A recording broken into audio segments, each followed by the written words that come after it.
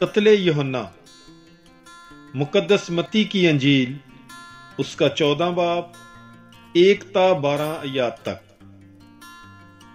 اس وقت رئیس ربا ہیرودیس نے یسوع کی شہرت سنی اور اپنے خادموں سے کہا کہ یہ یوحنا استباغی ہے، وہ مردوں میں سے جی اٹھا ہے، اس لیے اس سے معجزے ظاہر ہوتے ہیں، کیونکہ ہیرودیس نے اپنے بھائی فیلبوس کی بیوی ہیرودیاس کے سبب سے یوحنا کو گرفتار کر کے باندھا اور قید خانے میں ڈال دیا تھا، اس لیے کہ یوحنا نے اس سے کہا تھا کہ تجھے اس کا رکھنا روا نہیں، اور وہ اسے مار ڈالنا تو چاہتا تھا مگر عوام سے ڈرتا تھا کیونکہ وہ اسے نبی جانتے تھے۔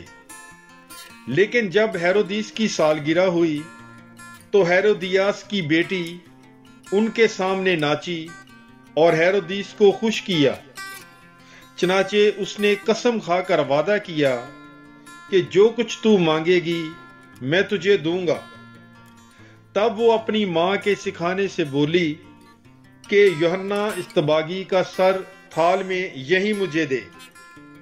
تب بادشاہ دلگیر ہوا، مگر قسموں اور ہم نوالوں کے سبب سے اس نے حکم دیا کہ دے دیا جائے، اور آدمی بھیج کر قید خانے میں یوحنا کا سر کٹوا بھیجا، اور اس کا سر تھال میں لایا گیا اور لڑکی کو دیا گیا، اور وہ اپنی ماں کے پاس لے گئی۔